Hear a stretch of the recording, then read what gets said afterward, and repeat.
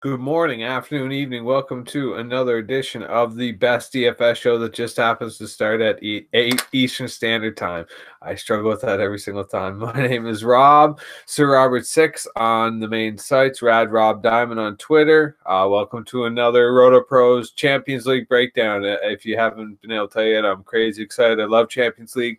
It's probably my favorite DFS soccer-related DFS to play. So there's always a super edge to play because there's so many English fans that love taking the English teams, and we have that opportunity again today. Depending what slate you choose to play, there's some English teams that be had in both formats today, or in both slates in all formats today. So as always, let's just jump right into it. Hit up some screen share. Perfect. So here's what we're looking at today. First, obviously, the Red Star hosting Liverpool. Club Brugge is traveling to France to play Monaco. These are the two early games. Honestly, if I was to pick a way to attack this slate, it's most definitely to game stack the Club Brugge Monaco and multi-enter this game stack maybe 3 or 4 times and take a different Liverpool player every single time, whether it be Salah, Mane, Firmino, maybe even Milner, I think is a really viable option this slate too, especially Milner in cash if he gets the start. But in terms of ceiling, it's just not going to come from Liverpool. When you travel to a place like Red Star, you can just look at all the different scores from all the different teams that have made the trip so far. So it isn't a foregone conclusion here that this is going to be a lot tougher game than most people are probably considering, and most people are probably just going to mad game stack Liverpool expecting a 6-0 game, and that's probably just not going to happen. So I think you have a really good opportunity here to focus mainly getting both sides of the Monaco Club Brugge, getting the defensive side of Liverpool. Obviously, I think that will be the big deal because the attacking obviously is great, but it's just going to have so much ownership. But at the end of the day, I'll be honest, I haven't really looked at the build of the slate. I don't plan on playing the slate. I never planned on playing the slate, but there's no question that the big edge here in terms of Champions League soccer is the trip to Red Star in Serbia is not an easy one. Teams consistently for years have been struggling on this trip, whether it was Arsenal or Napoli. It doesn't matter here. Teams struggle. So I'm not necessarily looking for a big score from Liverpool. And that would be my edge play. So, yeah. It's probably still going to be like 1-0, 2-0 Liverpool, but this could finish 3-2, 4-2, 4-3, 3-3 kind of game very easily without too much of an issue. So, yeah, I would definitely game stack Monaco and Bruges and the defensive side of Liverpool, and that's probably going to win you a lot of money. And just rotate and repeat. Basically, rinse and repeat. Just switch up the players, try and get different orders, see what you feel works best. But yeah, in terms of the main slate for today, we have Dortmund are traveling to Atletico. This is going to be a really interesting game whenever we talk about the scheduling. Honestly, all the games are really interesting today. PSV are traveling to Spurs. Galatasaray is traveling to Schalke. I apologize to the Schalke fans out there calling them shellac. It's just a nasty habit I have up here in Canada. My bad. But Schalke and Galatasaray, I'm probably still pronouncing it wrong, by the way. I'm not even going to pretend that I'm nailing this. And PSG are traveling to Napoli. Lokomotiv Moscow are traveling to Porto, and probably what should be the biggest game of the slate. And Barcelona are traveling to Inter Milan. Now, if we quickly take a look at the standings here. Now, this is incredibly important for all the games today. Basically speaking, in the first two groups, we can kind of talk about them at the exact same time because you'll notice basically the standings are identical across the board. So basically, if Dortmund wins today, they clinch progression. They don't instantly clinch first place, but they clinch progression to the next round. If Atletico win, Whoever loses between Monaco and Club Brugge are out. They're done. Their tournament is over. So if that's if Atletico win. If basically if Dortmund win, whoever wins between Monaco and Club Brugge kind of get a leg back into the tournament again. They kind of get an out here. And don't get me wrong, I don't expect either of them to catch Atletico because we still have the game week 5 and game week 6 to go after this week. So there's still 2 more games to be had. And in a lot of cases, some teams may wait for the result to happen later on because they know that a team will have to play a harder team down the road, so they don't necessarily have to win today. That really isn't the case here. Dortmund are looking to win now and progress now. So I fully expect them to carry on like last slate and do what they did last slate. And Atletico honestly can't afford a loss here. They know that they're safely going to beat Monaco, assuming they play up to their potential. And I don't expect them ever to walk into a game against Monaco or Club Brugge feeling over tentative or nervous. So I fully expect Atletico here to know they've progressed already. And I don't expect them to put any kind of real pressure here today, just based on what their expectations are going forward. Now, obviously, the sport is very variant. Anything can happen. Griezmann can get 2 penalty shot goals within 20 minutes, and that completely changes the entire dynamic of the slate. But in terms of what's happening here, Dortmund can safely win. Atletico can safely lose and know that they just have to win their remaining next 2 games against Monaco and Club Brugge, which isn't a big ask at all. Now, ideally, they don't want that to happen, but it more depends on who loses this next game between Monaco and Club Brugge, because like I said, basically whoever loses is almost out, or if Atletico wins, they are absolutely out. So yeah, it's interesting because then whoever, assuming Atletico loses today, which I think is a safe assumption, Atletico will just have to beat whichever team wins between Monaco and Club Brugge. And then Atletico know that they'll be through. So that may even happen next week. And then what they can hope too is that they know whoever wins between Atletico and Club Brugge has to beat both them and Dortmund. So that's a pretty big ask. Atletico can also rest on the idea that Monaco has to beat Dortmund if they beat Club Brugge, along with Atletico too. So it's just a tough ask. So Atletico has time. Dortmund doesn't really have time. They want to clinch now. And Monaco and Club Brugge, like I mentioned earlier about the game stack, they need to win. So they're going to be going for this. Losing doesn't matter at this point. Drawing is also really unfavorable to both of them because that still puts them outside of a win away, which they kind of need to be in case Atletico and Dortmund draw, which is also a real possibility. Because if they end up drawing, it really changes again the dynamic of the group, because 7 and potentially 4 is only a win away again. So it really gives another team a back in if both of them draw, because then if Atletico ends up winning the 2 and Dortmund slips up, Atletico gets through. So it's just like a way to prepare yourself the way you're going to look at the slate, because it's really important to know the most likely outcomes compared to what the teams will be shooting for here. And the last 3 videos that I've tried to do this particular part of the video talking about how important schedules are, the video hasn't worked, but it looks like everything's been going so good so far. So I'm going to keep plugging along here, and we'll say the exact same thing for Barcelona, Inter, Spurs, and PSV.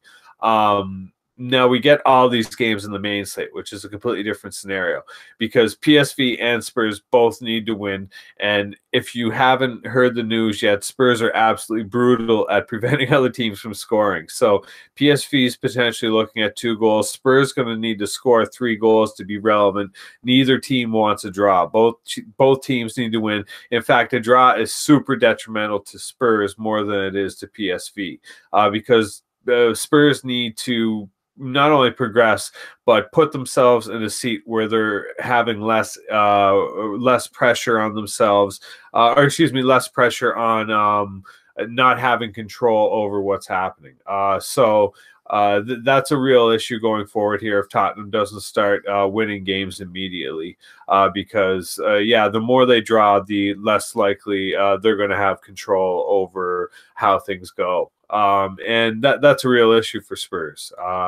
And the other game obviously here is Inter at Barcelona. It's the exact same thing we talked about before, where Barcelona, if they win, they clinch. If Inter win, whoever loses between Spurs and Eindhoven is out.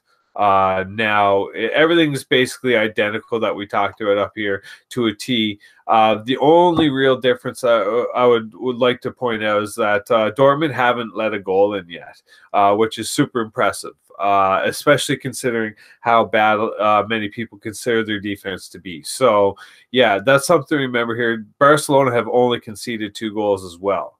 So that's another thing to remember. And basically, I don't know. We'll talk about that as we get going. But Inter are looking to win this game, and I think they have the ability to do so, especially without Messi. But we'll get there. This is the real game, though, that we're going to have to remember as we start making our selections. And then in the final 2 groups here, we have Liverpool hosting, or excuse me, I keep saying hosting, traveling to Red Star. And then we have obviously Napoli and PSG. And the interesting story here is that Shaqiri isn't going. If you haven't heard why, just do a quick Google search. I'm not going to spend 10, 15 minutes talking about it because I could drone on about it all day. But Liverpool are going to have some pretty consistent minutes. I have a feeling like some very interesting starters. So it may be half beneficial if you're around to take a look at the early slate whenever it pops up and see the ownership. And maybe enter $1 or $2 into like a GPP, and try and catch a 10 times off of it, you know what I mean, or 100. So yeah. In terms of this group, it's a completely different situation. Basically, everyone knows they're getting a free win against Red Star. So again, Liverpool are going to basically clinch this slate. Now, basically, as in, I say that as this is really an interesting game today. If Napoli get a result, PSG are done. Plain and simple. Like they everyone again is getting the free win against Belgrade. So if Napoli end up on 8, they're actually going to finish with 11, and that means PSG has to beat Liverpool and Red Star, and they're only going to get to 10th. So they'll be done. And Liverpool, like I said, if they win, they get to 9th, and they only have to pass 11 points, which is the best Napoli can do. So yeah, it's very straightforward from here. Liverpool only needs basically, obviously they should win today, and then they only have to beat either Napoli or PSG, one of which will already be done by the time Liverpool plays them. So yeah, it'll be interesting to see here if PSG get the win and they end up at 7 and Napoli gets stuck at 5. That carries on again to the next slate where this group will be totally up in the air again. Where if Napoli get the win, it's basically done. Because they're going to beat Red Star. Assuming they beat Red Star, they'll get them in a little bit different scenario this time. But yeah, that's it's something to remember today.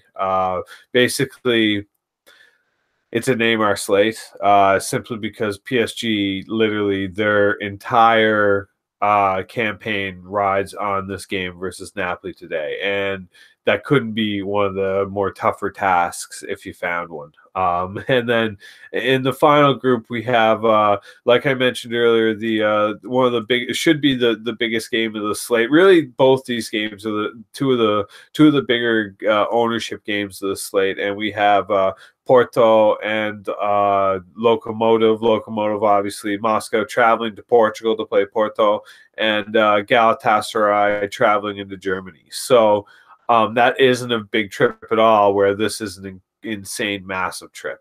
And honestly, all four of these teams present incredible mispricings by both DraftKings and FanDuel. Basically every pricing, except Dortmund, I'll be talking about them too. Every pricing has been spot on, except for these four teams, who there's someone grossly outpriced on one of the sites for each of these teams. So yeah, I'll be obviously be talking about that, but yeah, let's make sure. Yeah, that's what I was afraid of. Good thing I brought that over to check, because it would have been all my cards. Okay. Yeah, I have everything done. All my soccer for this week and the weekend, NFL, hockey. I'm very excited for this. Yeah, second episode coming up today. If I don't think I mentioned that yet, about hockey. I'll be breaking down the NHL slate for night in part 2 of this episode. But yeah, let's start right away with PSV and Tottenham. Like I mentioned earlier, Tottenham are absolutely inept at keeping clean sheets. It's just not going to happen. So 5.7 for a goalie that hasn't finished plus in the plus yet this campaign, and probably won't again this slate, is just ludicrous. So yeah, there's no reason to play for Vorm, and my hope is that every English Premier League fan will jump all over this, because they think it's Spurs and they think it's some random team from Holland, and they're just going to walk over them. And it's totally not the case at all, like I said. Kieran Trippier always presents some interesting value just because he's Kieran Trippier. And I don't think PSV are going to have a whole lot here to actually prevent him from doing what he does. Now, is an assist in the upside? No, not necessarily for me. And he isn't the best. He's definitely up there, second or third top defensive player of the slate, no question.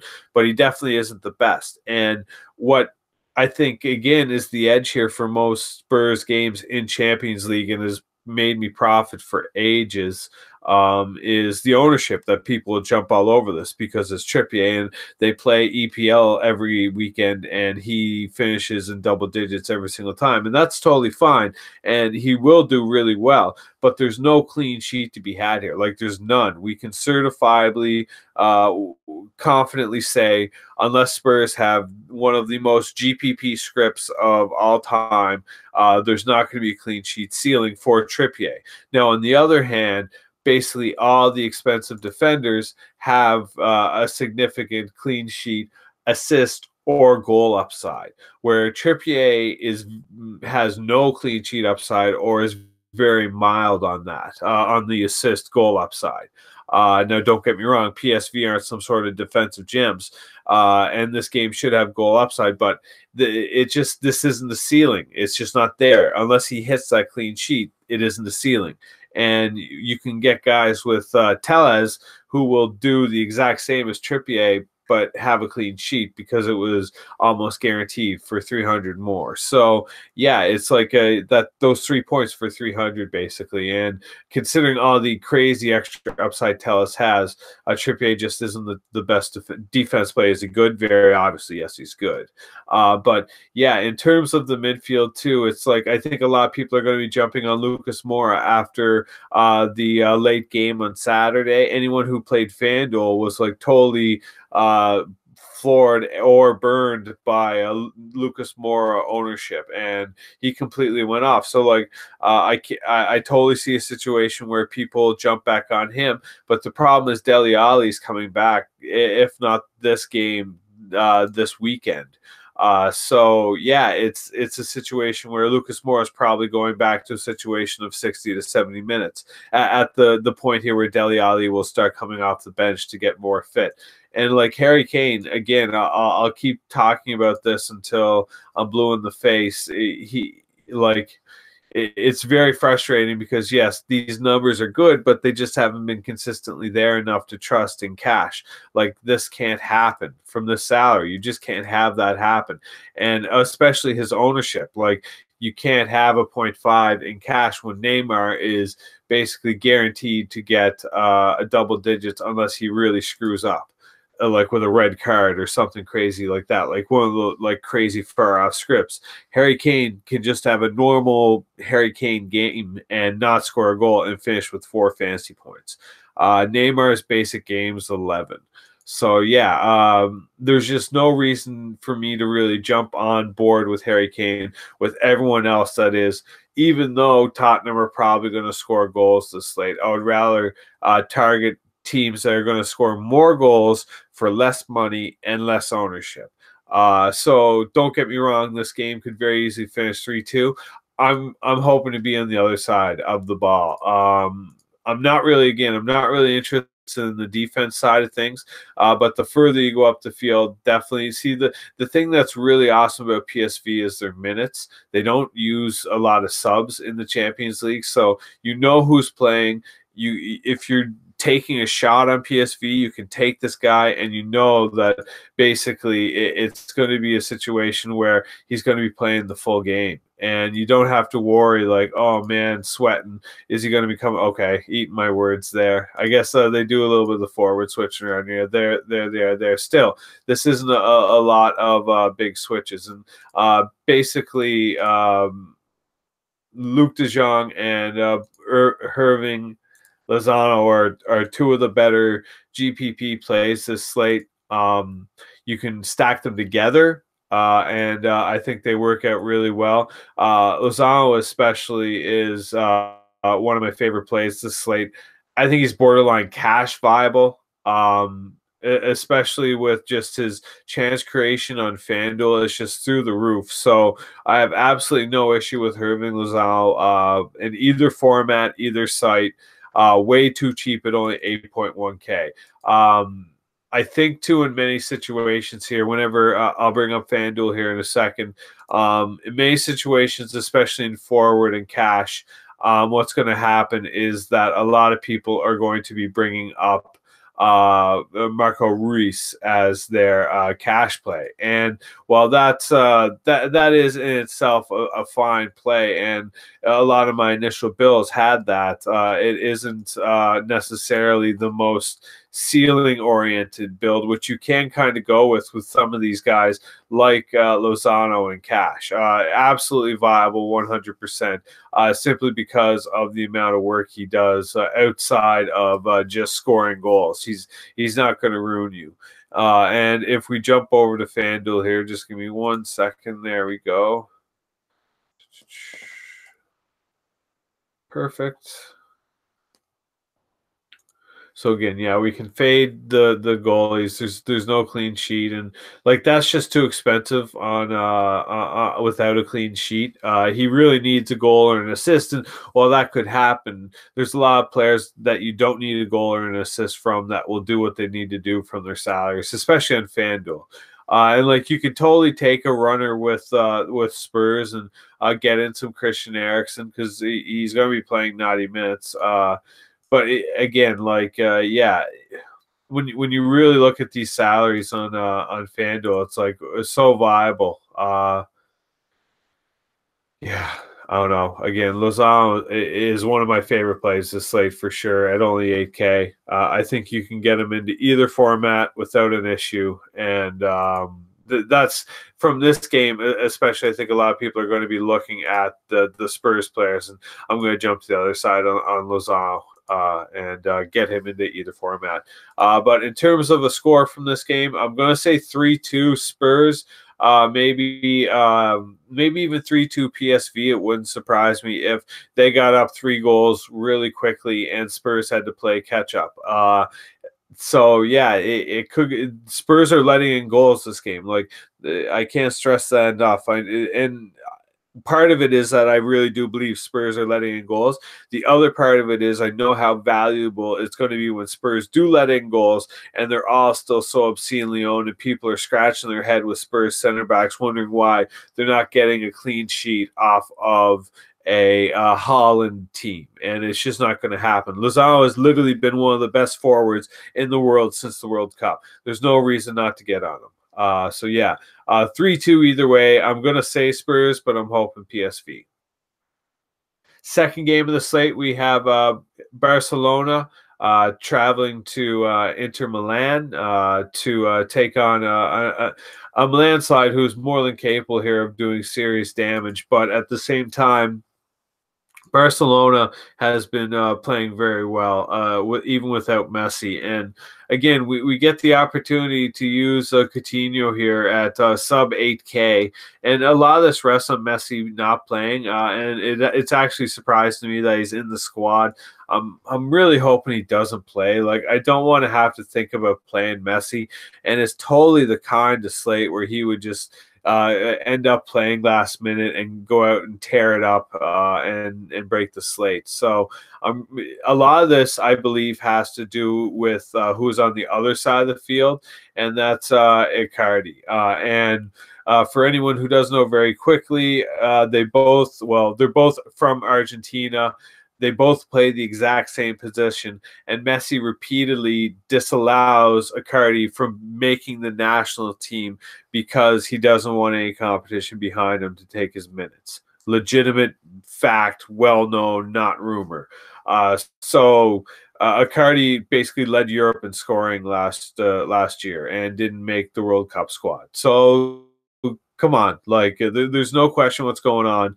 I do believe, again, Icardi is just like Lozano, where I wouldn't take both of them in cash by any means, but they're the exact same kind of player that you can take in cash and totally get away with just their goal upside.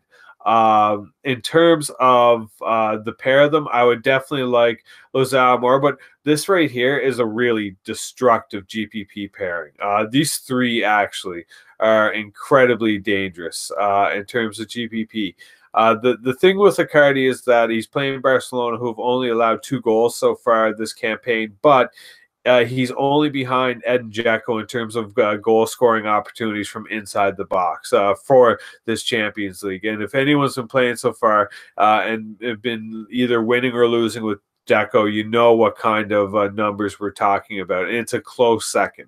It's not a distant, it's a very close second. So literally we're in the situation for Icardi where if he manages to start converting, it's hat-trick worthy. He could break the slate, especially against the ownership in Barcelona, which will be Spurs-esque, just as Homer-esque, just as many people jumping on the Barcelona everything because they're Barcelona. And Inter Milan have all the tools to put 2 on them this slate, despite them having such a good defensive record so far. I think especially Inter Milan at home is something we really need to think about. But like I said, Coutinho's totally in play. And in all reality, you can jump on any of the Barcelona players because it's not like they didn't have a really great outing against Inter last slate. Yeah, like I said, I wouldn't take Icardi in cash because I don't know if he's going to score, but if he does start scoring, it's going to be huge. I would rather take a Lozano in cash. But if you're literally like, oh, I'm 600 over, I don't know what to do. I really love this card. What can I do? And you're comfortable taking goal upside, just drop down from Lozano to Icardi, and there's no issue with that in either format, really. But it's risky for cash. Don't get me wrong. You're really hoping for a goal. But yeah, I still think, like I said, Barcelona has lots of upside. I'm not really into the Suarez. I would be more into the Dembele. But yeah, that's really my take. I'm gonna say honestly, 2-1 Inter Milan. And Inter scores very late in like the 94th minute or something crazy, probably Icardi. And I think it'll probably be his only goal of the slate, but he'll still finish with 18-20 fantasy points, which would be more than enough to help you take down anything from that salary on DraftKings.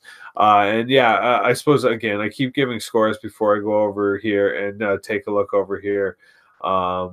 Yeah, where are we? The Barcelona Inter. So yeah, I'm not necessarily interested in the Ter Stegen, excuse me, salaries on either site, just because I think Inter at home have a lot more goal upside than it was Inter away, and they're still pricing Ter Stegen from an Inter away kind of standpoint. So yeah. Again, way too much for me being priced from his awesome game last slate and their clean sheet that they just got. But yeah, midfield, where's the Coutinho? It isn't actually too much of an ask to get this slate. I have a few little sneaky plays here that I'm going to share with everyone that really allow you to get up. Lazao is one of them at only 8K. There is another one too that I'll show you, but that allow you to get up to the Neymars. That isn't too much of an ask at all.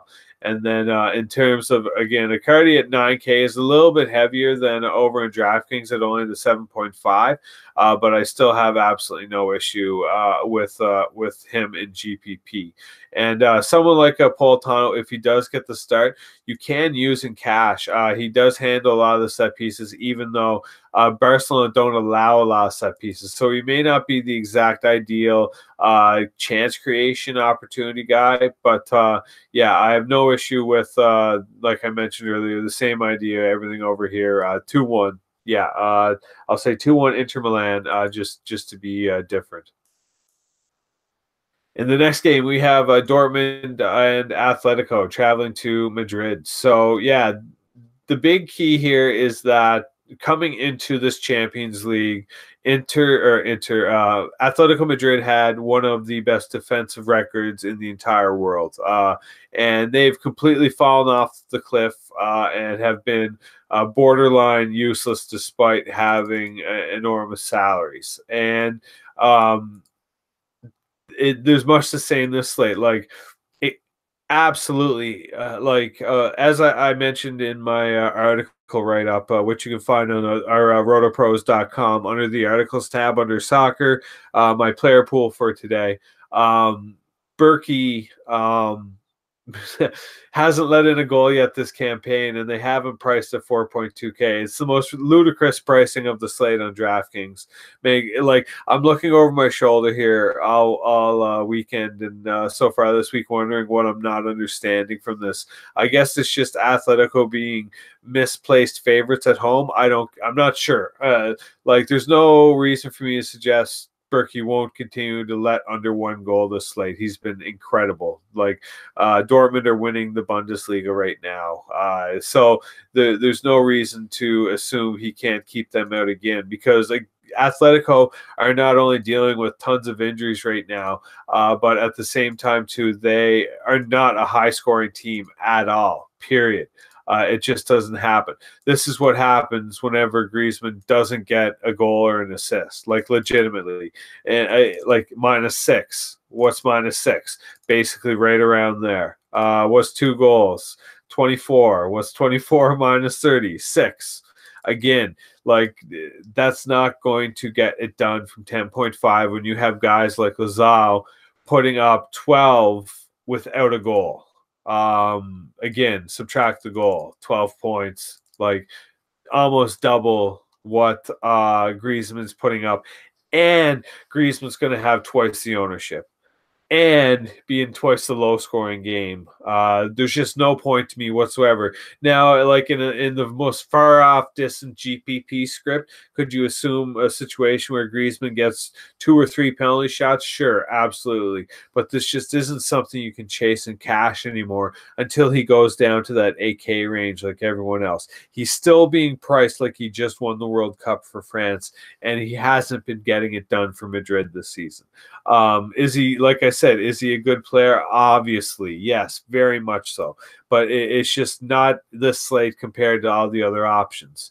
And like, especially on Dortmund, basically have a pick 'em. Who do you want to use? Okay, use Berkey. Sounds good. Use Hakimi. Probably the best defensive option under 5K this slate. Like, incredible defensive option. Absurd that he's below 5K. Like, no sense whatsoever should Hakimi be below 5K. Like, it's the most ludicrous thing. He's been known as the starter for weeks. Like, Schmalzer destroyed his knee like back in September. Like, how he is this cheap is just mind blowing. And like, I know Plisnik hasn't been great, but like, they haven't let in a goal yet this Champions League. Like, what are we getting at here? Really, what's the point here with 4.8? Like, the simplest play of the slate, really, in my opinion, in either format. Stacks with Berkey without a problem, and you can just keep going with the huge game stack. Like, I'm not sure if Pulisic will start. It'll probably be Sancho, and that's disappointing because he's just going to come off the field as usual at 60, 70 minutes, and you're either risking him doing okay with a goal or doing nothing at all. So I'm not really interested, even from 5.1K. I'd rather go take the risk on Ruiz. And now I know Ruiz has been having an incredible real-life season. It hasn't really translated to DFS production, but there's no reason why you can't take him in either format just because of how well he has been playing. And so you can either go in cash, you take him because he checks literally every box, from the set pieces to the minutes to the role to the team to the slate. Or you can take him in GPP because he is an excellent real-life player, just hasn't found the groove yet to translate that to production. Always has multi-goal upside from the amount of set pieces he takes, is more than capable of converting these, especially against an Atletico team, which we talked about earlier, has time. They don't need to win this game because the rest of their group is so pathetic. They can slide through in second. So if they get behind early, they may just not try, just like last slate. That's something I'm totally bought into and have no issue using.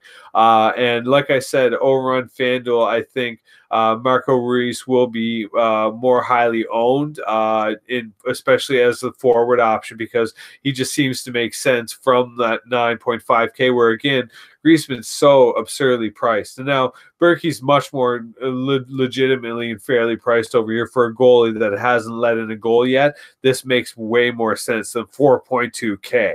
You get what I'm getting at. At the same time, too, though, you start to see the drop off here. Like, I know they don't do crosses as the same scoring, but Hakimi's chance creation has been more than good enough here to use him as a viable option. And yeah, I don't know.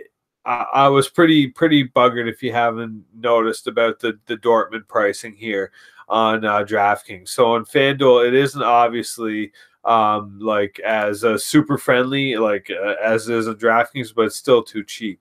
And then when you get into the midfield, obviously Gote is going to be out because he's sick, and Koke is going to be out too. So it may be interesting to take some shots on Saul. Even on DraftKings, he could get some floor if he picks up some free kicks, but I just see Griezmann taking them all and squandering them basically with no goal. That's what I'm buying into anyways. Could he end up with the goal? Absolutely sure. But I'm just not a fan this slate. Just not a fan. Especially from these salaries. Like I can understand why Griezmann would be priced at 10.5K, but not this slate. Just not this slate. It just doesn't add up everywhere else. Am I taking Ruiz in cash and DraftKings? No. Am I taking Ruiz in DraftKings and cash and FanDuel? Am I taking Ruiz in cash on FanDuel? No. Did I have him in my original build? Yes, but I definitely wouldn't talk you out of taking him, but I prefer him much more in GPP, where I'm kind of more bought into the script that he has it coming, just because it hasn't worked out yet, compared to the concept that he checks all the boxes. He's checked all the boxes this entire campaign and really hasn't got it done yet, so I'm just going to chase that in GPP.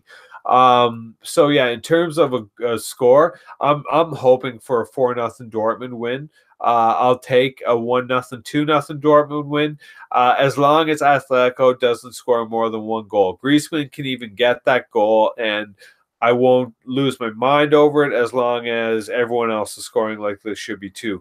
But if this ends up being an absolute garbage slate where only Griezmann scores, I'm going to cry. I'm going to be very upset. And I don't see that happening, thankfully. So, yeah, I'm going to say a 3-1 Dortmund win. Next game on the slate, we have the biggest game this slate, basically. If you are uncomfortable taking a keeper away from home and against a team that isn't incapable, I'll hand it to Griezmann. He is a world-class player.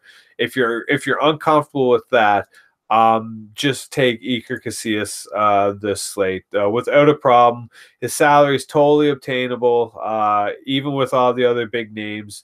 Have no issue with him whatsoever. 5.8K isn't. He should be 6.1K. Legitimately, like Moscow are not that big a threat on the road. They haven't won it legitimately forever. So yeah, I'm not whatsoever concerned of goal upside from Moscow, let alone getting a goal this slate. Can it happen? Obviously, yes. Just like last slate, I had Manuel Fernandez in cash, and he had the penalty shot, literally the penalty shot, and missed it before I opened up the page to watch the stream on. So yeah, it's frustrating for sure when that kind of thing happens, but at the same time it just shows you the randomness to this and how quickly tides can change. Like I had him 40-50% last slate all across exposure, and yeah, like that could have changed everything. And he still did like okay, like considering he was -4 to start with. So like there was a lot going there that you had to walk away with being happy at 3.8. But yeah, there is one play. I don't want to ruin it yet. I want to talk about Porto first. There's the play of the slates on Moscow, but first I want to talk about Porto. So, yeah, get Casillas in, and the next place you want to go is just take Alex Telles at 6.3. Now, this is crucial over Trippier for a few reasons. Telles takes penalty shots, Trippier does not. Telles takes the free kicks, Trippier does sometimes. Telles takes most of the corners, Trippier does sometimes. Telles has a legitimate win option here. Telles and Trippier's maybe, and Telles has a legitimate clean sheet opportunity where it's borderline the complete opposite contrast on Spurs. So yeah, I'm not 100% sure which way to go here, other than to say get Alex Telles in your cash, especially in GPP. I'm a little bit less bullish because his ownership is probably going to be extremely high, and furthermore, with the different options you have, like Icardi and Lozano not being 9K plus, this is going to open up a lot of different GPP scripts where you're not forced to take Telles or not take Telles this week. Excuse me. You can take him. His salary isn't a big ask. So yeah, definitely in cash you're going to need Telles. Hope for a clean sheet would be nice in cash, but just he checks all the boxes across the board, and basically is a 90-minute player, like isn't coming off the field. So if this was a season-long Champions League, I would make Telles my captain this week over all the other options. He's my absolute #1 favorite play this slate, and I would have made him my one of my cover photo options if more people knew who he was. So yeah, Alex Telles this slate is an absolute lock, must play at 6.3K. Get him into all your cards. In terms of the midfield, there isn't a lot to look at from Porto. Brahmi's interesting if he can stay on the field. So that's a little bit of a concern for me. He at home gets the 90-minute, it would seem. But yeah, I'm going to chase that a little bit in GPP. Same with Octavio, exact same situation. It would be nice if he stayed on the field. He got that penalty shot after Telles missed it in the slate way back when. Feels like a lifetime ago now. And basically, this is one of the 3 ultimate plays this slate with Telles. basically the main stack this slate that you should be playing is Marega, Telles, and Casillas. So this is the main stack that you can fill into cash or GPP 60% this slate and feel still that you aren't overexposed. The main reason is that all three of them are going to be very highly owned, but all three of them are going to deserve it. And all three of them are probably still not going to be as highly owned as they deserve, allowing you this extra room to still go over the field in terms of your exposure.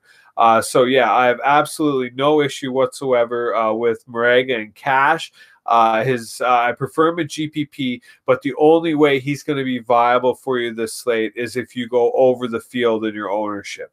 So if you think he's going to be 30 or 40% owned, let's say in GPP, which is probably a little bit heavy, I would say closer to 20. Your concept here would be if you had 10 cards, you want to go over the field to make sure that even if he does really well, you're not getting lost in the ownership bubble because you have more than him than everyone else. And that's incredibly crucial this slate with Marega. He's literally the only forward on the biggest home favorite of the slate, and he's 6.9K. I feel like this is the Callum Wilson trap from the English Premier League of the 6.9 Destructo mode, where I can never seem to get the 69 right, though I love and cherish it. I just can't seem to find success from the salary range. And I don't care.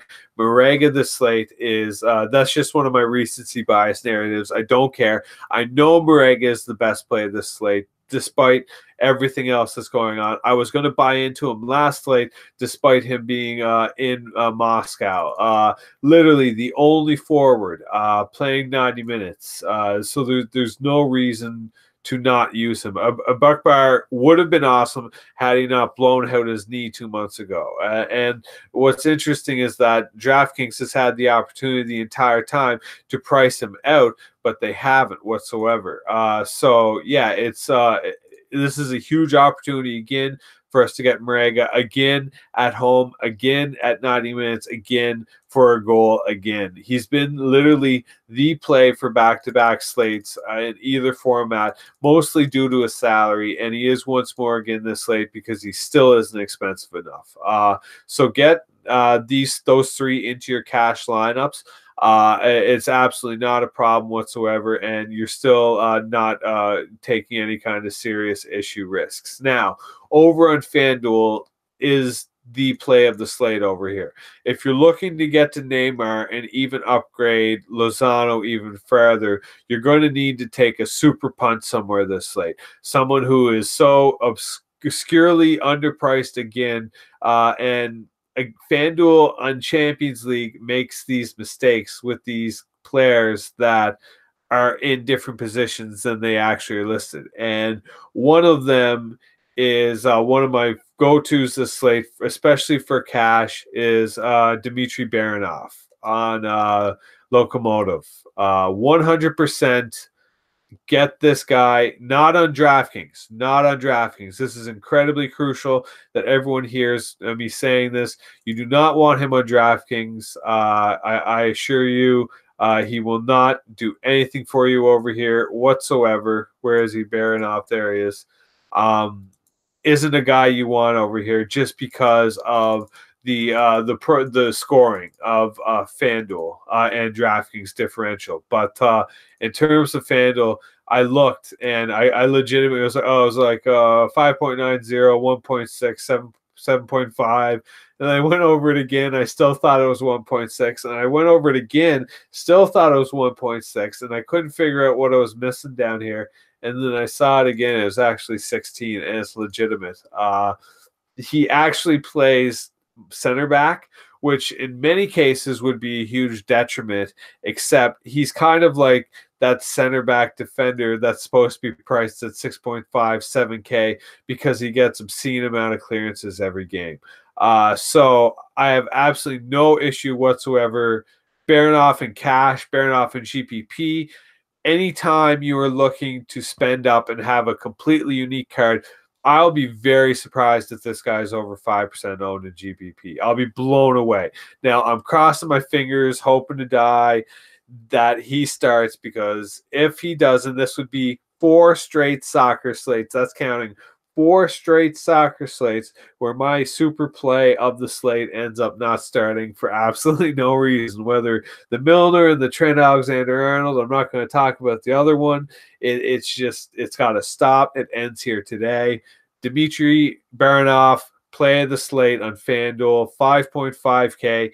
You got to get this guy into your cards over here. Even going against Casillas, it doesn't matter because you're not playing him to get any attacking score whatsoever. You're purely taking him for his defensive capabilities and his defensive score set, which has no relevance whatsoever on DraftKings. On FanDuel, must play Baranov. Get him into your cards, or you will suffer. Now watch him not start or finish with a red card or something stupid, because I'm so into him. And Tellus is the same deal over here. I know he doesn't do crosses on the old FanDizzle, but in terms of chance creation, it's literally as good as anyone this slate. He has all the upside, literally any upside you can think of. Tellus carries it in both defensive and offensive droves. So I have absolutely no issue with that. And this is where you kind of have to make your decision on FanDuel this slate. You'll see Marega is actually 500 more than Lozano. So this is, like I said, it's either or in terms of spending down in cash and just playing the upside. Because like Marega doesn't have the same floor that Lozano has, but Marega has literally the ultimate role position, like the dream role position, and he should be 10K. Like it's not a debate. He should be 10K. So that basically puts you in a situation where you kind of have to play Marega, even though there may be better options like Lozano. So yeah, that's really my take there. And you can see if you get Neymar in the mix, it kind of sets you up for a little bit of a different build here, but at the same time too, once you drop down to like the where are we? 8K. There he is. Like this isn't really all that bad if you don't take another 5K up defender. And again, if you take a look down here, and all you have to do is just open up the FanDuel or especially FanDuel, I find this more effective, and just start at the bottom and scroll up and look into every single one of the players that has the expected starter tag. And then even if they don't have that, sometimes there's players in here that are starting that don't have that tag. But yeah, that's really my take for this game. I think it's going to be incredibly important to get Porto into your cards and Baranov and FanDuel. I think that will make the difference between winning and losing this slate. Now, in terms of, you don't even have to take Coutinho on FanDuel unless you're really chasing the goal upside. You're just as safe taking someone like Christian Eriksen on FanDuel, who has just as much floor and upside with the score set, or even dropping down if you wanted to take some risks on someone like Saul, because he could be seeing the uptick with no Koke. Like I said, there's names down here you can keep looking at. But yeah, in terms of a score, I'm going to say at least 2 goals for Porto, no more than 1 goal for Moscow. And I think it's going to be like a 2-0, 3-0 game for Porto. I think Tellus literally has the ability to get a hat trick this game.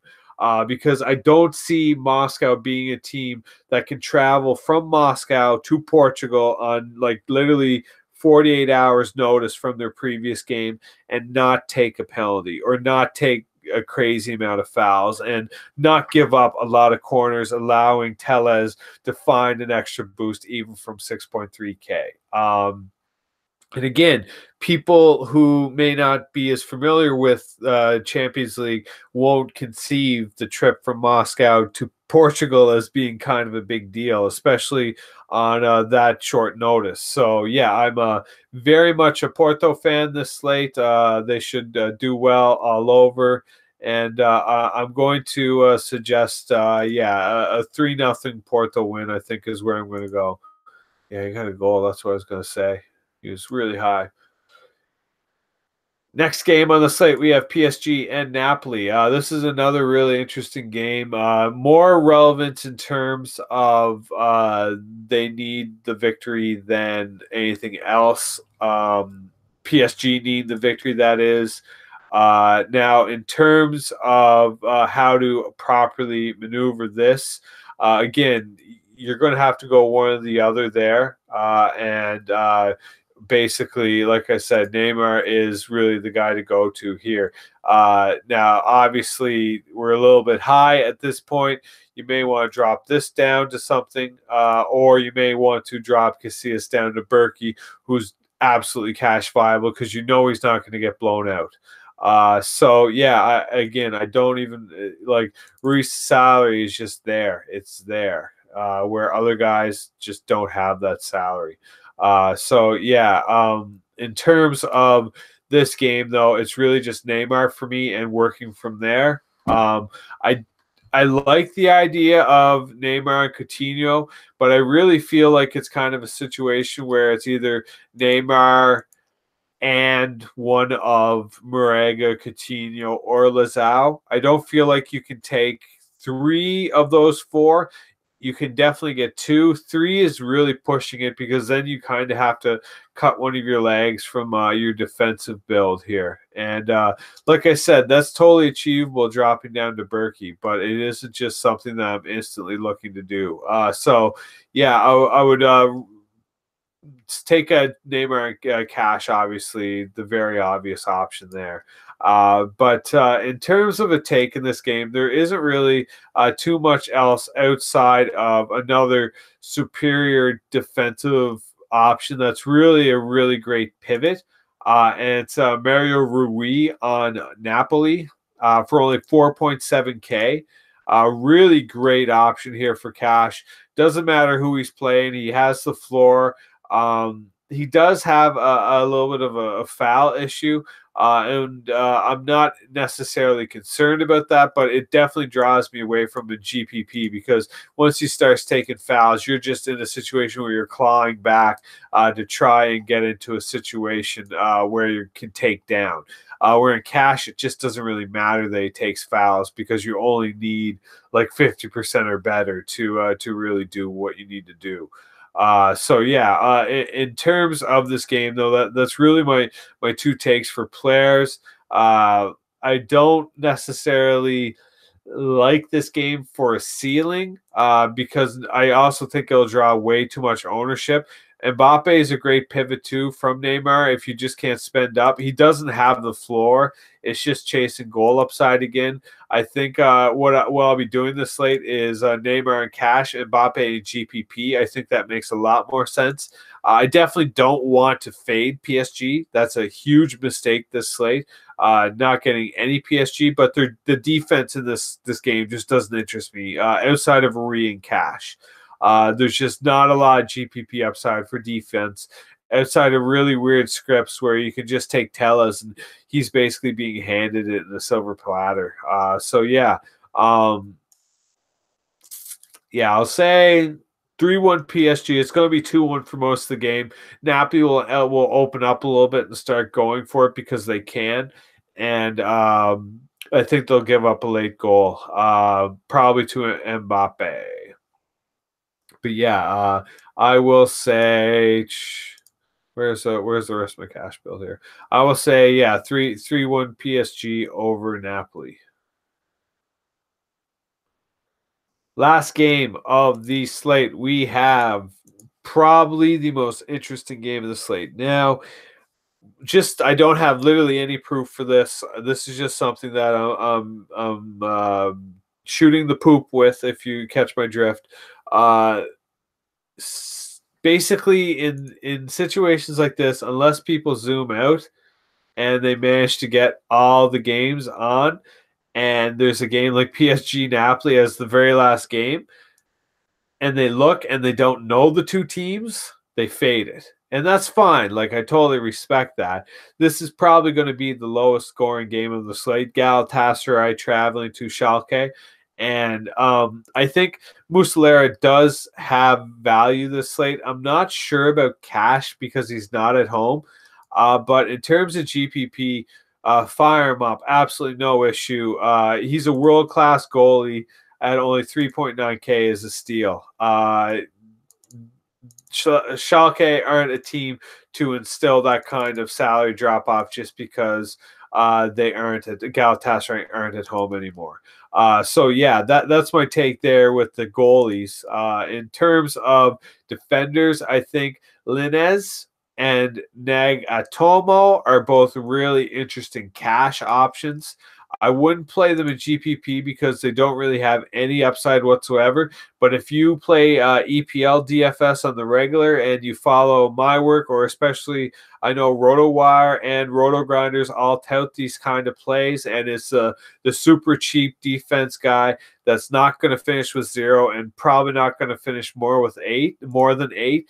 And that's absolutely Linez and Nagatomo. Now, I'm definitely more interested in Nagatomo. I think he has a lot more upside from the $100 less in DraftKings. Last slate, if he didn't take a yellow card, he would have been more than viable and within his excellent floor. So, yeah, I have no issue filling in with either of those two, preferably Nagatomo. Probably over Rui just because I don't like the Rui situation so much in terms of an upside. I think Galatasaray can still steal a clean sheet bonus on the backs of Muslera being a world-class goaltender. Again, I don't necessarily like it for cash, but for GPP, I think this is a super sharp way to attack some higher salaries. Now, in terms of the midfield, both sides are absolutely caked with excellent cash options. Calgary has played literally every second of every Schalke game this season. He carries an incredible floor, so you can play him in cash. And then if you want to use him in GPP too, he's even better in GPP because he's going to be super low owned. You know he's not going to hurt you with minutes. And if he happens to hit, which he hasn't yet, like 16, I know against Porto, like 16. If he managed to score a goal or get an assist from that, he's breaking the slate. If he scores a goal from that, that's 20 plus fantasy points. If he scores a goal from that, he's sitting just below 20 fantasy points. So, like, honestly, 6.8K, what are you really asking for from a midfielder? Is he my favorite go-to cash play? No. Is he my favorite go-to midfield GPP play? He's definitely up there. No question. Calgary is someone that I think is just going to be too low owned and in a game that can produce something really interesting. Now, Ekbaba should miss this slate again, which opens up Belhanda to take set pieces and makes him an absolute cash lock on DraftKings. On FanDuel, it's not so much a deal. We'll get to that in a little bit. But in terms of DraftKings, I have absolutely no issue if you literally take both sides of this game. Take Calgary's super safe floor, hope he scores a goal, and take Belhanda because 4.6K is not a lot to ask. Now, in terms of this game, it's going to be a super low scoring, scrappy, lots of fouls, not really a lot of flow. So what we can expect is Belhanda to get an uptick in set pieces, which is a huge steal from only 4.6K. Now, especially if you pair that with a Galatasaray defender, say, for example, Nagatomo, now you're starting to talk Neymar-esque builds where you can take Neymar and you're really not hamstringing yourself to a ruined card the rest of the way. Because yeah, like I won't get too much further into that. You can drop some things, switch some things around. But yeah, in terms of this final game, do not sleep on the Galatasaray Schalke game. Now, like I said, I don't expect this to be a 4-3, 3-2 banger or something like that. But the salaries in this game are so obscenely low that there's going to be floors everywhere. And like Dedrick could even find 2 penalty shot goals again. Like he's already done. Sorry, I don't know why that's highlighting like that. But yeah, in terms of, yeah, it's not going to stop. Okay, that's too bad. So yeah, in terms of upside, he does have it. It's just not the first place I'm looking this slate. The same with Gumas. Tons of upside, not where I'm looking. And Bolo, tons of upside. Oh, a little bit too expensive for me. Both of them are actually too expensive. They're both priced that they're at home. Like Schalke's just got out of the relegation zone in Germany. I don't see them taking this tournament too seriously here on out. I think they're more concerned about not getting sent to the German second division next season than progressing. So it really wouldn't surprise me to see that Schalke is actually set up shop here and isn't really pushing things too hard. But yeah, anyone across the board, especially in GPP, that you can find serious minutes with, I have no issue with in this final game on ownership alone. I know Rodriguez is good. I don't want this highlight stuff anymore. It won't leave. There we go. But yeah, again, excellent 90-minute player. Hasn't really hit that because of the necessarily the game scripts going, but he is GPP viable. If he gets a goal off that, you're totally set, and he's in goal scoring opportunities. It just doesn't happen. So yeah.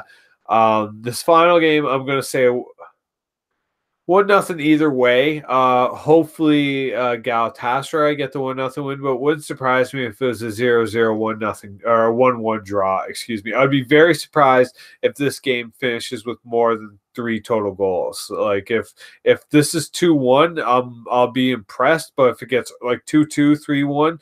I'll be very, very surprised, just because neither team necessarily possess the upside, nor the ability to do much more than repeatedly foul each other. And on FanDuel over here, it's a little bit different situation because Galatasaray is priced as a much more defensive-friendly skill set. So a lot of their salaries are a little bit higher. I think you can still get away with Belhanda at only $7K. I think that's way, way, way too cheap. And like you're not spending 7.5 in a defender, you're probably spending 5.5. So in reality, you have more than enough money to fill this card out. Or if you want, even drop Lazao and take a different forward like his teammate Luke De Jong, who I don't necessarily like as much for cash, but just as much GPP upside, or Marega. You know, you could pivot that out. Is someone cheaper than him that I like? Bergerman's supposed to be back this slate. That really interests me for GPP because he's probably going to be the lowest owned 90-minute player of the slate. Gumas is down there. Not really interesting for cash, though. I don't think there's anything down here really for cash. Yeah. Anyways, I'll say 1-1 draw, just to be boring.